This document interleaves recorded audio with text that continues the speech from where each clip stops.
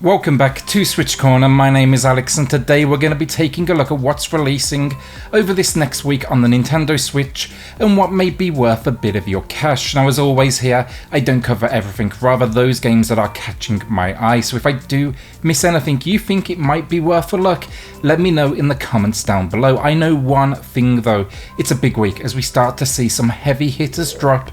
So with that, hit subscribe if you love the Switch as much as we all do here, join our growing family, and let's get started. So let's start big. The Outer Worlds gets its first narrative DLC with Peril on Gorgon.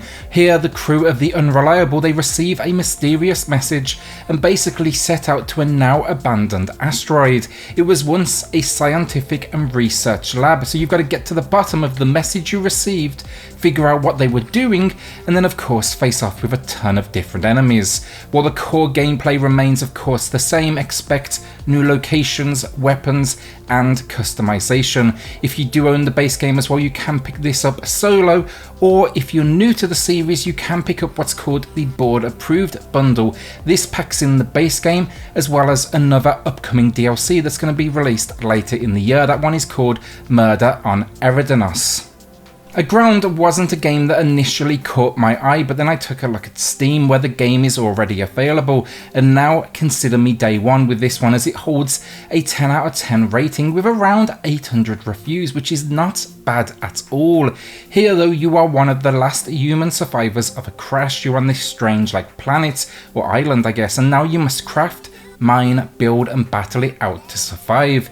It seems to be part survival, part RPG, part adventure as you try to get back to the stars. But yeah, if the Steam community is anything to go by, we may have a gem on our hands here. Next up then, The Flower Collectors. Set in Barcelona in 1977, the local population is made up of animals, and one night you witness a murder from your balcony. You will then team up with a local journalist to basically uncover the truth from this very same balcony with camera, binoculars and transmitter in hand. Of course then you can also expect a whiteboard where you pin all your clues. No doubt a slow pace to the gameplay here with this one, but if they get the noir-like story just right with an interesting cast of characters, then we could have a winner. Plus, on the eShop it literally says it's inspired by Firewatch, so I am absolutely in. If you are curious, there's also a free demo available.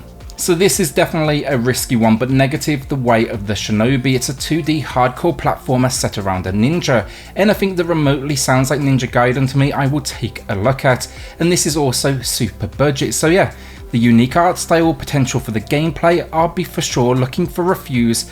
But my only concern, the studio behind this one, they're not exactly known for their quality with classics like Pooplas, The Bullet and Jelly Champs. Pretty sure the last two of those are asset flips if I remember the content right from my friend over at Star or Shovelware as well. He likes to dig them out. I'll link that coverage in the pinned comment down below so you can kind of check out what this studio's done before. Summer catchers now, and first off, I love the pixel art style of this one. It looks really well done, but the launch day discount kind of makes me question the quality, honestly. It's coming in with a monster 50% off, which just seems way too aggressive.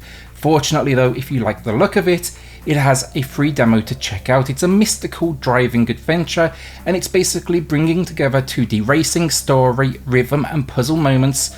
So hopefully it's just a decent little bite-sized adventure with a unique personality. Tri-6 Infinite is another budget option this week that I may just check out. It seems to be going for an endless runner experience with Tron-like visuals. Gotta say, I've for sure heard worse ideas. Then for the price, it's promising a lot, honestly. When you factor in it's like $7-8, you got 3 different vehicles, 11 power-ups, enemies to attack, 300 obstacles, global leaderboards and 4-player local support.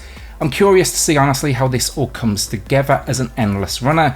Hopefully though they can get the procedural generation just right so that it never feels, unfair. It's so cheap though, as I've said a few times now, I'll for sure at least be taking a look.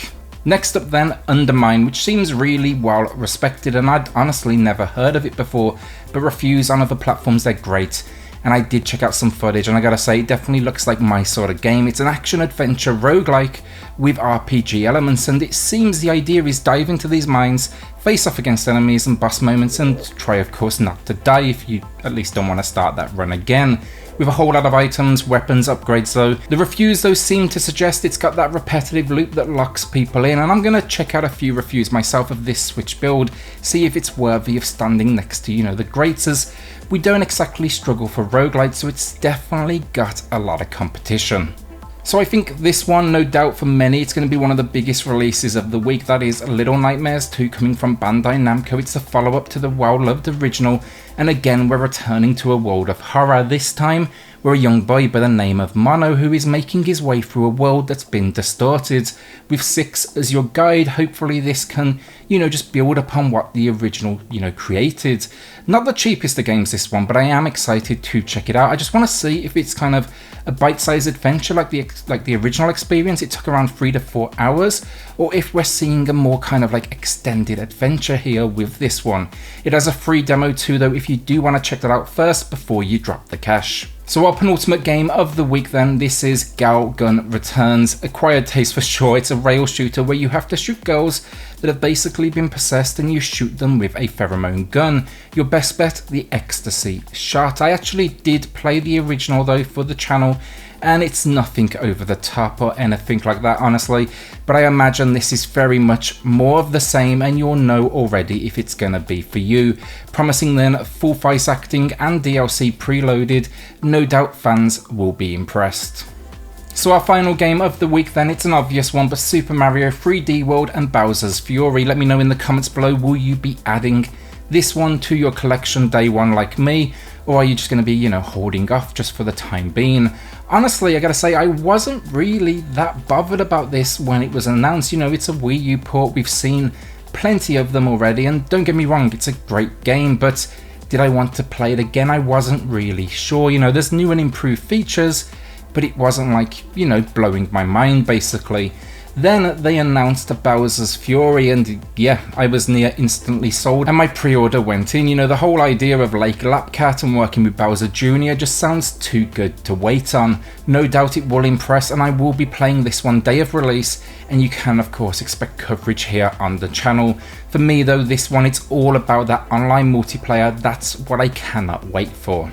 And that's it, another week down, and things are now definitely getting into gear with some great games over this next few weeks. What are you most excited for?